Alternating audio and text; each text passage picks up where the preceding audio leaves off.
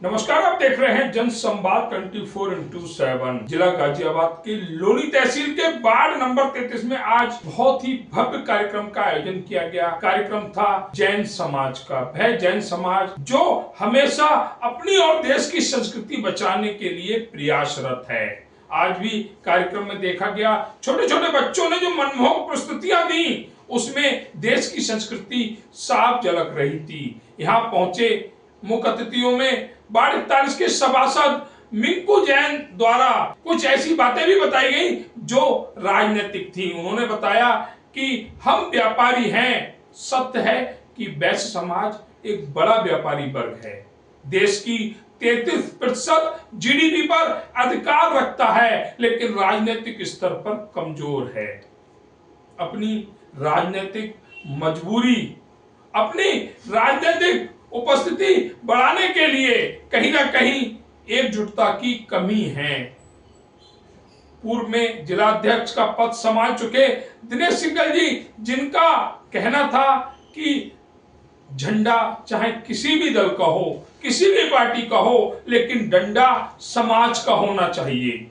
अगर आपके क्षेत्र से, आपके वार्ड से, आपकी विधानसभा से अगर समाज का कोई भी व्यक्ति चुनाव लड़ रहा है तो आपका समर्थन उसको होना चाहिए। जीतना हारना ये अलग बात है, लेकिन अगर आपका समर्थन उस व्यक्ति को मिलता है तो उसका उत्साह हमेशा बड़ा रहेगा और वह राजनीतिक दल भी वैश्य समाज की ताकत को समझेंगे। इसी को लेकर मिंकू जैन द्वारा अपने विचार दिए गए। वहीं वार्ड 33 के सभासद रामनिवास त्रिपाठी भी इस कार्यक्रम में पहुंचे, जहां उन्होंने जैन समाज के कार्यों को सराहा। वहीं अपने विचार रखे क्षेत्र की सफाई व्यवस्था को लेकर। क्या कहा जैन समाज के कार्यक्रम में पहुंचे मुख्य अतिथियों ने, देखिए हमारी इस विशेष रिपोर्ट में। लोनी नगर पालिका के वार्ड नंबर 33 में जैन समाज का एक बहुत ही सुंदर कार्यक्रम हो रहा है, लेकिन मैं ऐसे कार्यक्रम नहीं मानता। ना ही जैन समाज या बनिया समाज कभी कोई कार्यक्रम करता है, कभी भी नहीं करता। ये वो समाज है जो देश की संस्कृति बचाने का प्रयास करता है और पश्चिमी सभ्यता जो सब समाज में व्यापक है, लेकिन इस समाज में 0.1% जो नई पीढ़ी आएगी उसकी तो कह नहीं सकते, लेकिन आज के इस दौर में पश्चिमी सभ्यता का 0.1% अनुसरण करता है। और आज के भी इस कार्यक्रम में देखा गया छोटे छोटे बच्चे नृत्य कर रहे थे, बहुत ही मनमोहक कार्यक्रम कर रहे थे, लेकिन जो गाना बज रहा था वो कौन सा गाना था यहाँ सभी लोग जानते हैं। और यही वो संस्कृति है जो समाज के द्वारा बचाई जा रही है। देश पश्चिमी सभ्यता की ओर निकल पड़ा है, किसी मुकाम तक पहुंच भी गया है, लेकिन ऐसे कुछ समाज हैं जिनसे देश की संस्कृति बची हुई है। जैन समाज की गिनती भी उसी समाज में आती है। आज हमारे साथ समाज की वह शक्तियां जुड़ी हुई हैं जिन्होंने अपने बच्चों को, अपनी पीढ़ी को संस्कृति दी है। एजुकेशन के साथ साथ संस्कृति भी दी है और वही संस्कृति आज यहाँ पर साफ दिख रही है। तो आज हम समाज की महान शक्तियों से बात करते हैं आज के इस कार्यक्रम को लेकर। सबसे पहले हम बाबूजी से जानकारी लेंगे।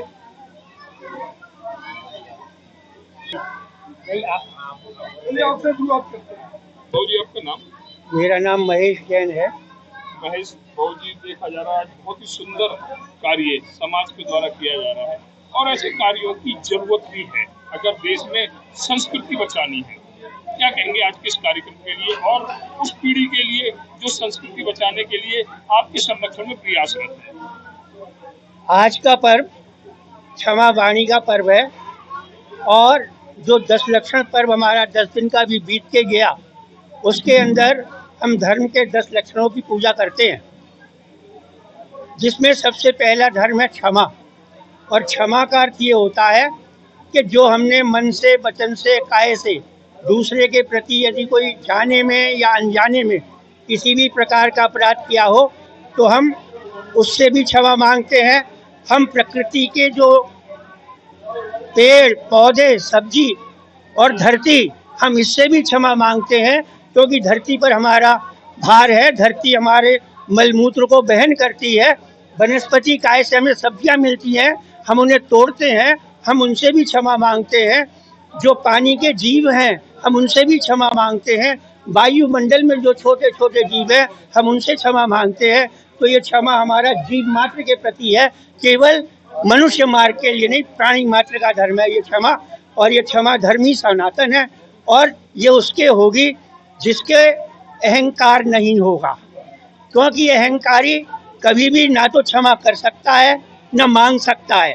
तो सबसे पहले हमारे यहाँ क्रोध का और अहंकार का मर्दन सिखाया जाता है। इस 10 दिनों में 10 दिनों में हमारी आत्मा इतनी पवित्र हो जाती है कि उन 10 दिनों के बाद हम शुद्ध मन वचन और काय से दूसरों से क्षमा भाव रखते हैं और क्षमा मांगते हैं। आज हम उसी परंपरा को निभा रहे हैं और यही अपने बच्चों को सिखा रहे हैं कि क्रोध, काम, माया, मोह, लोभ इन सबको त्यागो और सत्य, तप, संयम इन सबका अपनाओ। इससे तुम्हारे आत्मा शुद्ध होगी और जब आत्मा शुद्ध होगी तो चरित्र का निर्माण होगा और हमारे समाज का और देश का निर्माण होगा।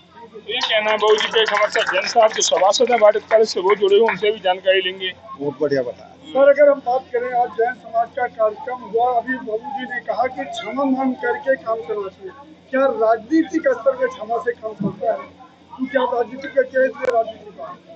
देखो, क्षमा एक ऐसी चीज है, चाहे राजनीति हो या व्यापार हो, वो तो हर इंसान का है। यदि किसी इंसान ने झुकना नहीं सीखा, वो राजनीति में भी नहीं उठ पाएगा, वो धर्म में भी नहीं, वो चरित्र में। क्षमा एक ऐसी चीज है, राजनीति में भी क्षमा। यदि किसी के साथ, देखो, हर राजनीति में कुछ काम ना चाहते हुए भी गलत काम हो जाते हैं। यदि आप क्षमा मांग लोगे, कहीं ना कहीं भगवान के यहाँ तो आपको माफी मिलेगी।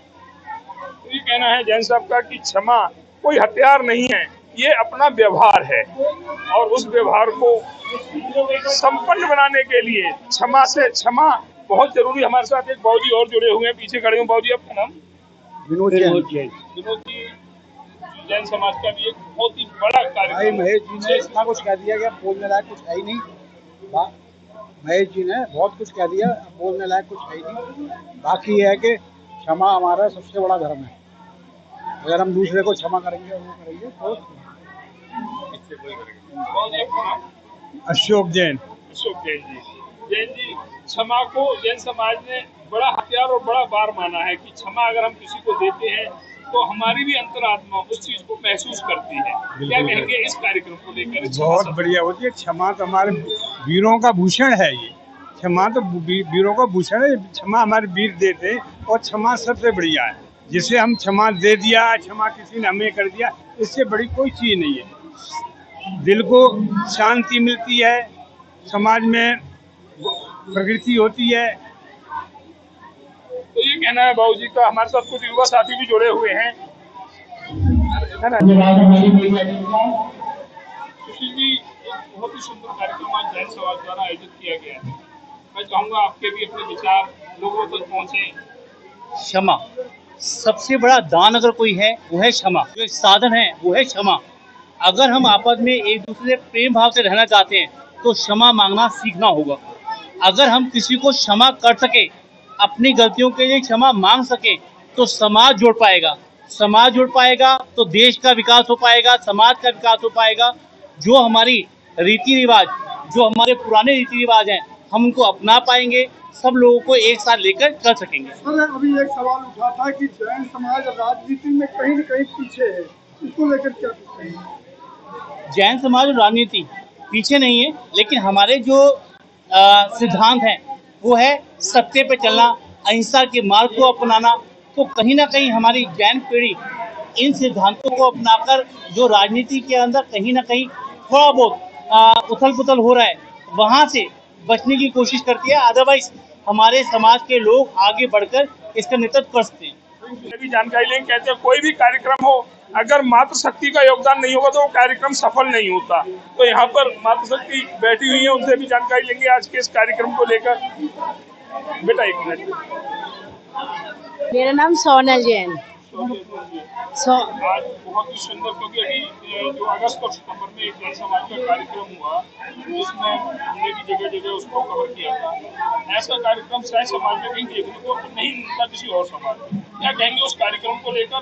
और जो अभी क्षमा शब्द का एक बड़े रूप से वर्णन किया जा रहा है उसको लेकर। क्षमा वाणी हमारे सभी को सभी लोगों को जो हमसे गलतियां हो जाती है उसके बारे में क्षमा मांगते हैं। और हमारा जैन धर्म तो सबसे ज्यादा पवित्र है। शुभ्रा, क्षमा के लिए क्या कहेंगे? क्षमा हमसे जो गलतियां हो जाती है 10 दिनों में, उस पूरे साल में, तो हम अब दिल से सबसे क्षमा मांगते हैं कि हमें क्षमा दे दो, सबको हम सबसे क्षमा, सबको क्षमा। किसी घर की बेटी है, किसी घर की बहू भी है, क्या माँ से या आपसे कोई गलती हो जाती है तो माँ या आपकी सासू माँ आपको क्षमा करती है? बिल्कुल करती है, बिल्कुल मांगती है, और हम भी मांगते हैं उनसे।